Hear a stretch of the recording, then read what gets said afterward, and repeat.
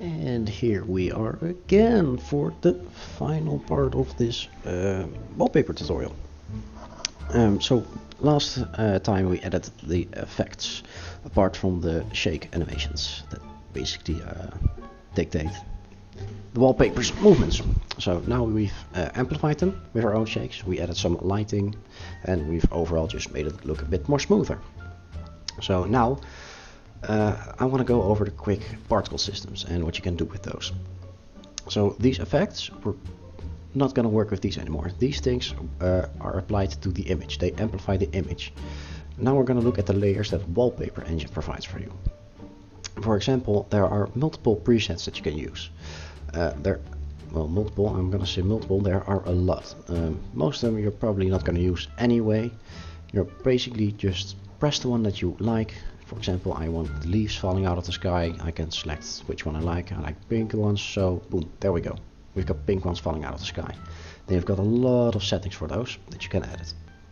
Just try around with them, which one you like, which one you don't like. Do keep in mind the order of the assets here do matter. Since we're only using one layer, one image, you're always going to have these assets below the image, because if you put it above it, then it's going to go behind the image. If you have multiple layers, then you can for example cut savannas out of this entire image and then put it as a layer below it, and you can use the assets in between them, and then you can go make the leaves fall between the background and savannas. But since I don't have Photoshop and that's not the point of this tutorial, we're not gonna bother with that. Instead, I'm gonna bother with these small things. For example, these small embers and fire. Wallpaper engine does in fact have embers. Then you can choose between large and small ones. Basically, I already got a small example here of which one is possible. I'm gonna pick the large ones because we got an entire widescreen. Right, so just placing them here, and it's already not really looking the same, isn't it? So now we gotta change the embers. So first of all, we're gonna make the colors a bit darker, as the embers are also a bit darker. Alright, see? Now it's a tad bit too dark, for my opinion. Oh, someone's grilling. Apologies for that, I hope I am still understandable. Now we still got way too much. They live way too long, move way too fast. So we're gonna change that. So the playback rate, we're gonna put it to 0.2 or 0.3, somewhere between them. Speed, do not change it. This causes it to lag. This, do not mess with this. Just leave it at 1. Size basically dictates the size of the embers. So if there are embers in the background, you usually want to try and make them copy that. So they're still a little bit too red. So I'm gonna make the color a bit lighter again. Down. Or you can once again use this tool, just go over the ember you want, the color, and then it's always a bit rough. There we go. This one should around the same color. Alright, so there are still a bit too, I'd say the right amount, but they're going way too far up, as well as here. So I'm going to reduce the lifetime of these to 0.6. That way, the moment they spawn from their bottom position and they're going up, the time they actually live is reduced to 60% of what it is. You can just adjust these values to your liking. You can increase the count, and more embers will spawn. You can decrease it, and then less will spawn. Very simple. Alright, so now we've got this going, but they're still going off to the left, even though this image quite clearly tells us that these embers are going to the right. So how do you achieve that? Well, there are multiple ways. You can, for example, just change the direction with the circle which way you want it to go. The problem is, if you're going to put it like this, then embers are going to spawn here, and that's just not going to work. So we're going to keep that even, and we're going to go into the particle system. This is basically the editor for your particles. You can do a lot of things here. I'm not completely familiar with them myself, but I do know the basics of it. So right here you got an example of what it looks like. If you want, for example, we want ours to move a bit more to the right. So we're gonna make it work. So you're going to go to the operators, to the movement, and the gravity is basically deciding which direction it goes. If I want, for example, to go it to the left, I'm going to create a gravity to -100, and then suddenly they're all going to the left. but we want them to go to the right, so we're gonna very simply just make them go right. Well, this is just a little bit too much. I do want them to go up a little more, so I'm just gonna reduce the movement to 80. You can also increase or decrease the amount they go up and down with the Y, excuse me. If you get these to -100, then they're going down. It's fairly simple, basic speaking. Just mess around with these settings, then you'll learn about them. These are just fade-ins, and you can add more, you can remove them. These control points aren't really interesting. Yeah, there's not much else to be said, as most of this stuff is still fairly unknown to me. But now we've already got an ember layer right here. But there are also embers here, and we're not really seeing any movement there. So we're gonna do the same, but instead of creating a large one, we're gonna get a small one, because it's not as much. Right, so the part of ember also has this annoying little glow. We do not want this glow, as there's not a light source here. If there's a lamp or a lantern or a fire, you can usually just leave this light source, as it only helps. But right now we do not want this. So when we're going to ember small, we're going once again to the particle system, and we're just gonna say this one and remove the child category, and now we only have the embers. That's more or less what we're looking for. Alright, so right now they are coming out of nowhere though, so we're gonna get them from the screen this direction. Seems about right. We're gonna increase the entire thing by 1.5.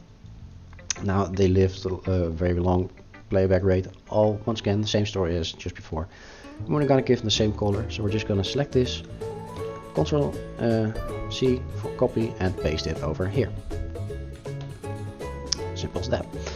The playback rate we're gonna give just the same, basically. Otherwise, this one's moving faster than this one, and that's just gonna look weird.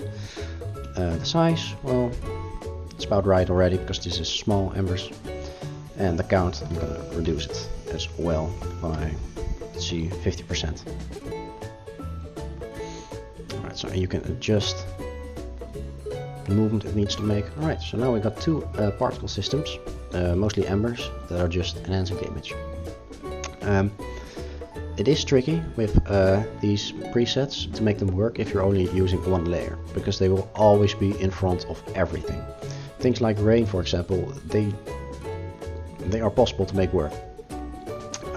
But for example, if you clearly want a distinction between falling leaves that you need behind and in front of the character, or one of those and not the other, then one layer is impossible to make it work. You also have lighting. There are ways to do it with this. I suggest just like picking a few, messing with the settings, getting familiar with them. Maybe you like it, maybe you don't. You'll almost always find a wallpaper where you can use one or two assets on it. Ember is, in my opinion, the most used and the best one to use. You can also use some of the magic effects. For example, if there's a stave and there's like an empty spot inside of it of a crystal, you can use a charge or sparkle animation on it. The problem is, for example, because this is a particle system and not an actual image, that means that if I want this, for example, to be in the center of the hand, if I put it right there, because the animation is moving, this one will not move with you. So you gotta keep that in mind when you think like, oh, this is amazing, I can put like one of these magic assets in the middle of this hand when it's moving. But that doesn't really work. So these are more like static assets. You can make your own assets with your own imported images and everything. But there's already a tutorial on that. I'll leave a link to that in the description by the YouTube user Vell. I already linked his YouTube channel. Let's see if there's anything else I want to get done. Yeah, I mean, there are a lot of things you can import right here, and usually they only work to amplify it, and if they're not really amplifying it, you can remove it, obviously. Fog is also the other one that I usually use. It's just Ember and Fog, actually. And it's just about around half of it you want on the screen. I'm just gonna increase the scale. And the same thing here. It's exactly the same particle system. So for example, if you wanted to move more to the right or something different, you can just create gravity and go, I want it to go only to the right. Now it's going to go to the right really quick. If it's too quick, you can reduce the playback rate. You can add all different kinds of effects. It's just toying around with what you prefer and learning about how they work. Excuse me. And I think that sort of covers it. There are a few more things I could apply to this wallpaper, but I don't think I really need to. For example, you can use waterways to make these things go up and down as well, just as the cape, to create just a little bit more movement in them as well. But I think I've already gone on long enough, and there are enough things that I...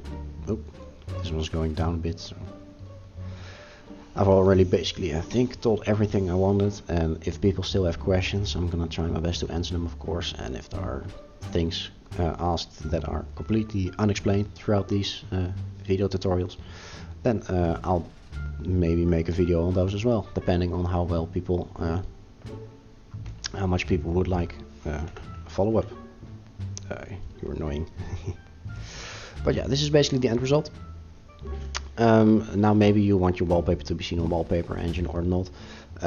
Right now, if you're going to your Wallpaper UI and you want to select it, it's gonna have this, no preview, open editor, and you're only by title you know which one it is. So if you want to have it a picture like this one, quite easy. You go to the Wallpaper UI, you're going to Steam, prepare for publishing. I mean, just filling in things as supposed to be. So like, for the tutorial. Change the age rating. I mean, as long as it's not basically porn or like blood. I mean, it should be fairly obvious what's allowed on Steam and what's not, I'd say. I mean, this is based. I mean, it's not really anything wrong with this one. And then take a snapshot. Just grab it, press enter, and now it's got a snapshot. Press publish. Now it will be found on your Steam workshop, but you can go into Steam, remove it from your profile page, but it will probably still keep the image in your Wallpaper Engine, because right now, if I go back to it, voila! Now you know which wallpaper you're selecting. Yeah, I think that about wraps it up. If there are any other questions or things that are missing that you would like explained that I actually in fact do know about Wallpaper Engine, then feel free to ask them. I'll try my best answering most of them. Maybe a follow-up, maybe not. We'll see how it works. Cheers, and have fun making wallpapers, I'd say.